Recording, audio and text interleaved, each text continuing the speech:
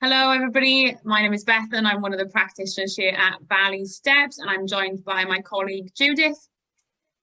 Hello, and I am Judith. I'm also a practitioner here at Valley Steps. I'm relatively new to the organisation, started back in November 2020 on the Rural Wellbeing Outreach Project, which is always difficult to say. And we are both here today with Martyn Broughton and we'll be talking about what he does out and about in the community. Martyn, hello.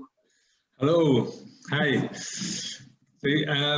Like Martyn, I run various health and wellbeing projects in the community. So it involves lots of different activities, walking groups, woodland therapy. The latest one is cold water dipping. So yeah, lots going on, even though we're in a lockdown, but we're still managing to do bits and pieces. Yeah, that's fantastic. So we've sort of started a little bit with the first question, but do you want to just tell us a little bit more about what you do? Tell us a bit about some of those projects. Yeah, so I run my own health and fitness company called Active Nutrition, and I run the Creative Space project for Welcome to Our Woods, who are based up at the top of the valley in Turbot. So I run the health and wellbeing side of things there, and that includes many activities, weekly activities. We've been running for just over 2 years now. We have about 100 people a week who do engage in different activities. And before COVID came to us, we was running 2 walking groups a week, 2 Pilates classes a week, walking rugby, touch rugby, and woodland therapy as well as doing lots of activities for local schools, taking children who perhaps not engaging too well in school into the woods, giving them a sort of extracurricular activities to do, and yeah, and lots of work for the community groups, team building sessions as well. So we've had 35 teachers in the woods from Treorchy Primary School having a load of fun, and yeah. I'm intrigued, Martyn. You mentioned this cold water dipping, was it earlier? So tell us a bit more about that. Yeah, so it's so for about the last it would have been the 10th year this year. So every New Year's Day morning, I run a charity fundraising walk to the top of Pen Peak, and then whoever wanted to have a dip in the fairy pool, is called, on the way back. So Welcome to Woods would have a little tarp and a campfire and hot coffees and teas and soup for people. So it definitely get rid of the hangover from New Year's Eve. We do that to raise money for national charities and also local organisations and charitable causes. But last year we had 60 people attending, and so sadly this year we would have had a lot more than that. This year we would have had over 100, so we had to cancel it, unfortunately, or postpone it. Hopefully we plan to do it again perhaps in the summer. But yeah, there's a guy called Wim Hof who has done a lot of research and broken lots of world records himself with the cold water therapy, but he's proven the science behind it. You know, he works with lots of universities and colleges. So yeah, I like the science behind it, and it's a different form of activity, but it's the results are fantastic. You know, and I know it's been a lot on the news lately about good for dementia. It increases your circulation and lots of, it's been around in sport. It's been, ice baths have been used in sport, in rugby and football for many years for recovery, so you can recover quicker and train harder the next day. But say that it's the benefits are really sort of out there now, and the mental health benefits. You know, it's fantastic. It's okay doing it in the shower in the house, and that's what we recommend to get yourself accustomed to the cold water. But doing it in nature, you know, it's a very, very mindful activity. When you're in the water and it's 5 degrees, you're not thinking of much else. you're in that lovely environment of nature, and it really does do a load of good for your mental health. You just think to yourself, you know, well, if I can do that this morning, the rest of the day is going to be easy. Oh, there we are. Yeah. Lovely. So what led you to this point then, Martyn? Well, I've always been interested in keeping fit and sport. Rugby's my background. That was my big thing for most of my life. I worked in engineering. I did my apprenticeship and worked in Bosch in Michigan, and they told us then that in about 4 years' time that they didn't have any more orders and it wasn't looking good for the factory. I thought, well, I always been jealous of people who said they enjoy their job, because I thought, I don't like mine. Wait, I just come here for money, you know, and so I can go and live my life. But yeah, and I thought, right, okay, can I do something that I really enjoy and make a career out of it? And I got into nutrition, seeing the benefits I found myself by changing my diet, and I went from that into personal training. So I built a part-time business up as I was working in Bosch, and then it came to the point where I could make that transition and leave and go into a career that I was really passionate about and enjoy, like, you know. And I know they say you do a job you enjoy, you never work again. But it is hard work, but the thing is, you never feel like you're up to work because you're always doing something that you enjoy, whether it's a working day or the weekend, you know. So yeah, that'd be a big advice, is to, you know, for youngsters starting out, is to, you know, follow your passions, and yeah, if you can do a job you enjoy, that's brilliant. Like. It's good advice for those of us who aren't as young either. You know, do a job you enjoy. If you're stuck, you get the opportunity to move even when you're not young. Then, yeah, do what brings you joy. Definitely, if you can. Yeah, definitely. So yeah, as that.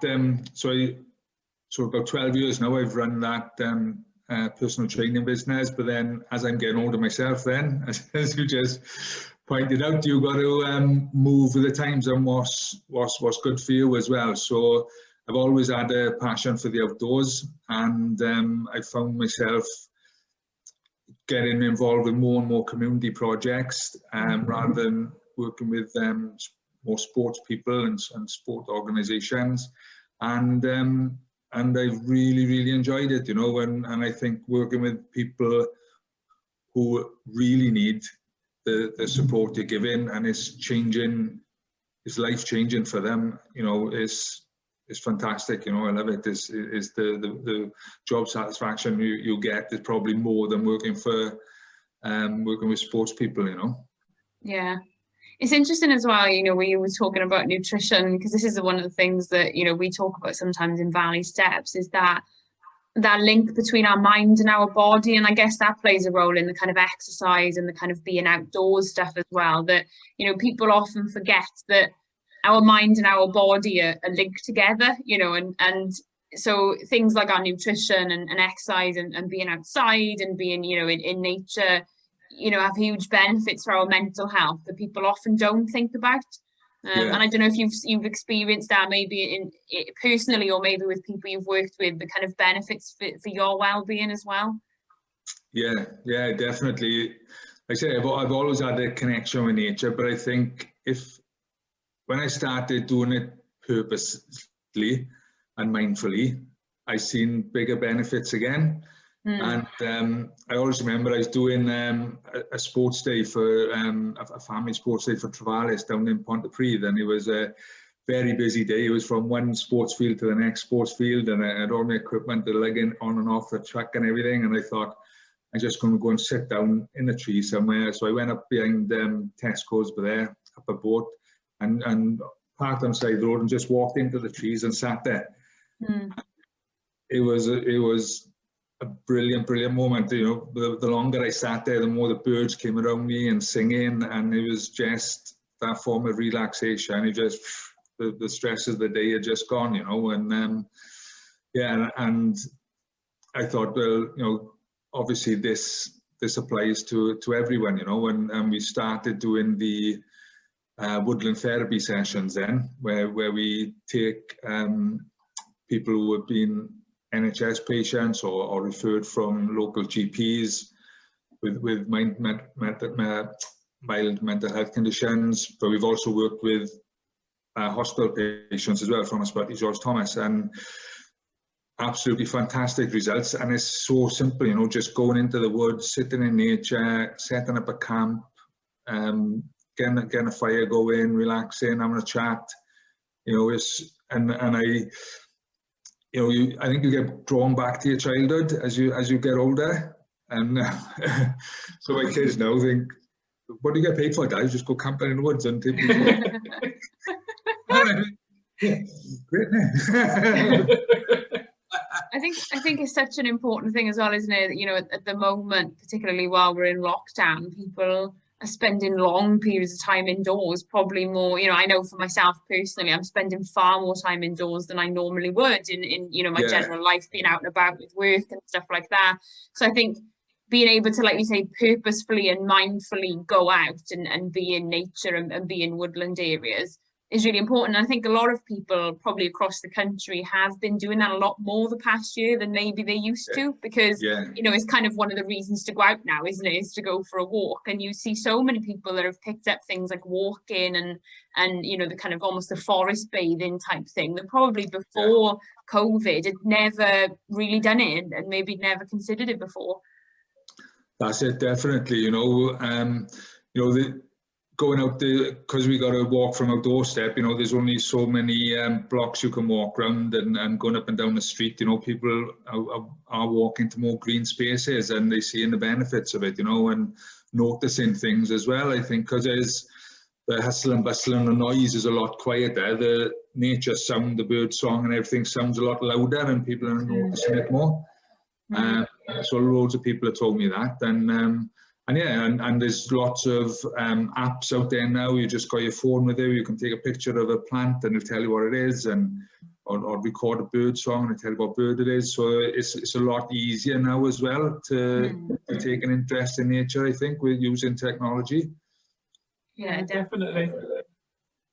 I think and living in the valleys, we're actually quite lucky in that sense, because although, you know, we might be in a built-up area ourselves, we don't have to walk that far to be out in the middle of nature, to be in a woodland or a nice open green space. So that's a bit of a discovery that maybe we need to hold on to, isn't it, going forwards?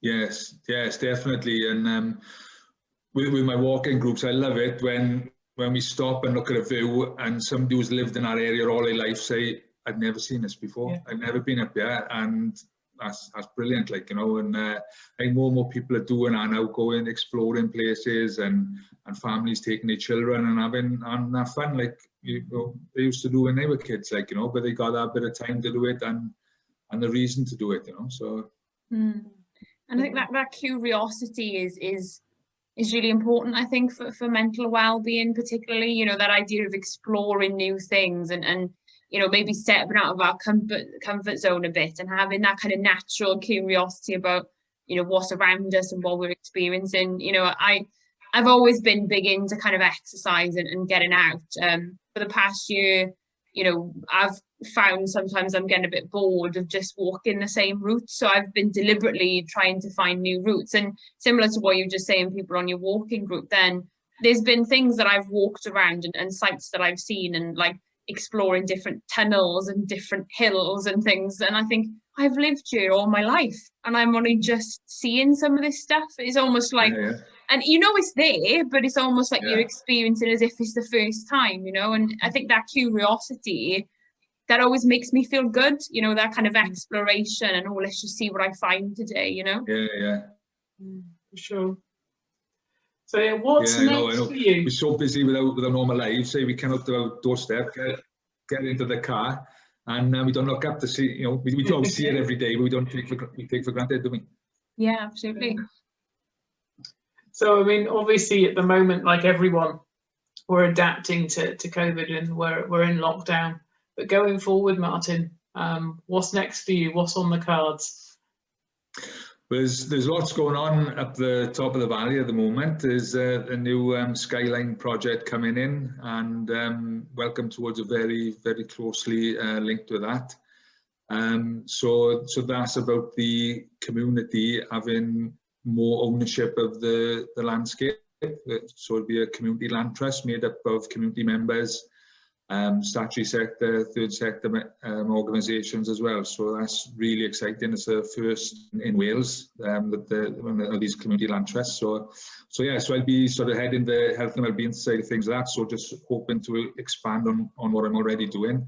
But to say the walking group and the woodland therapy are the sort of cornerstones to that. And say working with the NHS and everything, our other referral partners, there's loads of scope, and what's been great, we started, I work for another project called Be Active, which measures people's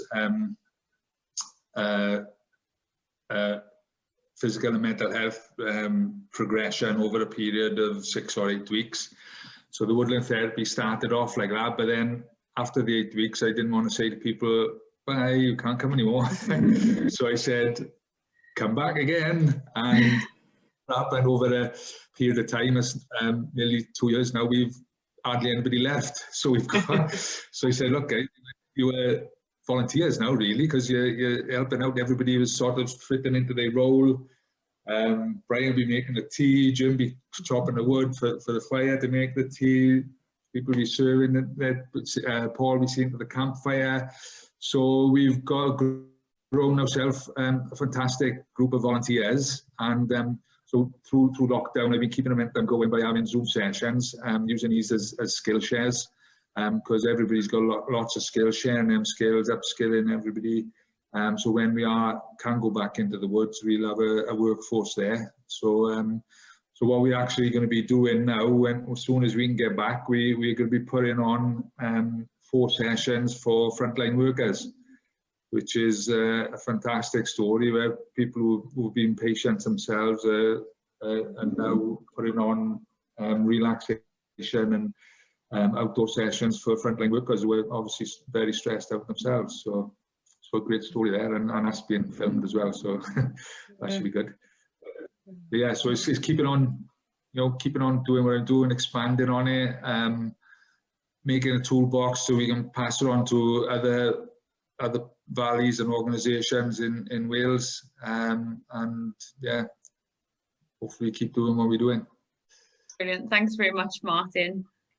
Cool, thank you. It's been a pleasure. I really enjoyed it, and yeah, and big thanks to Judith as well, coming along to the woodland therapy group and doing some mindfulness sessions and stress management. They really enjoyed them, and yeah, hopefully we can do some off Zoom sometime soon. Yeah, lovely. Actually get outside. Can't beat it. Okay, so thank you very much, Martyn, for speaking to us today. It's been great to chat with you, and we wish you all the best with kind of the future projects you've talked about. And as Judith said, I'm sure we're looking forward to doing more with you when we can go back outside. Definitely, yeah, looking forward to it. Indeed. Thanks very much. Cheers. Cheers, bye.